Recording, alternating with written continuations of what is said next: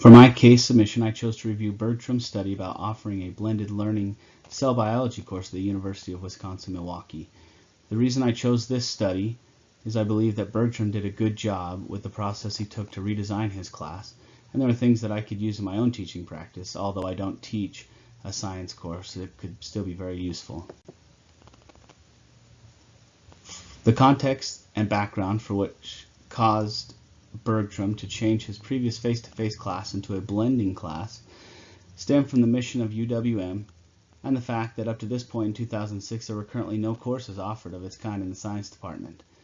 Bergstrom did have some background using technology with the use of clickers in his classroom to increase student engagement, but after joining the Learning Technology Center at UWM and getting some training about how to use technology in the classroom, Bergstrom decided to redesign his undergraduate cell biology course into a blended learning environment.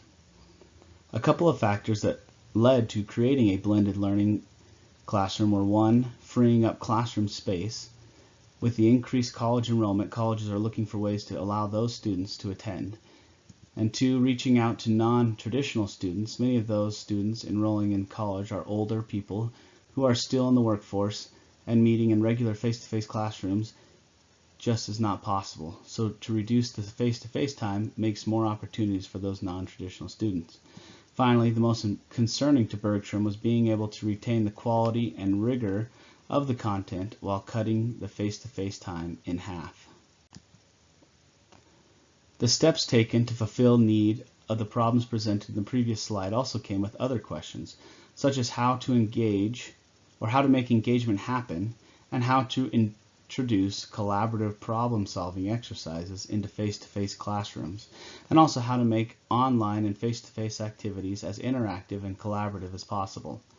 Although you will see in the next slide that Bergstrom does a good job at creating activities which address these issues, there is little to no discussion in his case study about what content and language objectives were for the course, which makes it impossible, reviewing this, to know if the activities chosen were actually the most appropriate for the class. For the blended portion, Bergstrom used the D2L, the desire to learn LMS, and decided to use the online portion of the class to focus on weekly text readings and pre-recorded lectures, arranging the content into accessible modules inside the LMS, and those readings were followed up by online quizzes to check the students completed them.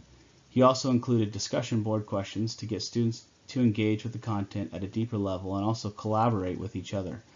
There were 2 one-page papers and 1 4-page paper students needed to write, which connected what the students had learned from the lecture and text to something in the real world. The final online component was a summative assessment given through the LMS. The face-to-face portion of the class was designed to be used to give context to what students completed online. Students would bring questions from the online work which they did not understand to be discussed in class. Bergstrom called these the muddiest points. Class would then continue with lecture using the clickers, building in the video lecture students already viewed. From time to time, there were problems presented from the online homework to help students practice quantitative exercises, which he called weekly index assignments. The final component of the face-to-face classroom were 2 summative assessments.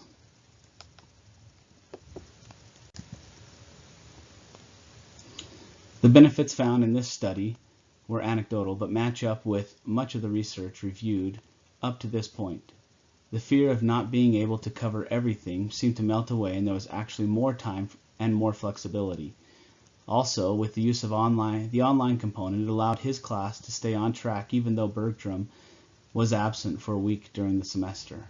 The students saw value in the activities they were completing and understood how things fit together. The final scores on the summative exams were at least equal, if not a little higher, than the previous face-to-face classes, with an average score of 63 to 66% in the blended course and 60 to 66% in the face-to-face courses. A couple of the challenges of this study found that there was an unbalance of the amount of presentations in the class and online. Bergstrom decided that future classes would have less lecture in class, so there is more time for creating context and allowing for collaboration. Bergstrom found that the homework load was too heavy for the class and would be scaled back. Based on the research that has been read up to this point and reviewing this study, the importance of clearly stated objectives cannot be overstated. Without clear objectives, it can be difficult for students to understand what their responsibilities are, and also, as shown by the case study, it is nearly impossible for somebody reviewing this to understand or determine if they were the appropriate activities that were chosen. The appropriate use of technology is key. I appreciate and understand why Bertram kept the technology basic, something that could be easily fixed or updated. It's important to think about the time that will be involved in the upkeep of certain learning modules. You don't want to bog yourself down with upkeep. The worst thing you could do is fall behind or become disorganized, causing the learning to decrease. And many of the readings have referred to the importance of collaboration and reflection for students and teachers. The online discussions were a valuable activity to create this opportunity. Also, the reflection offered to teachers, because the online discussions have real value.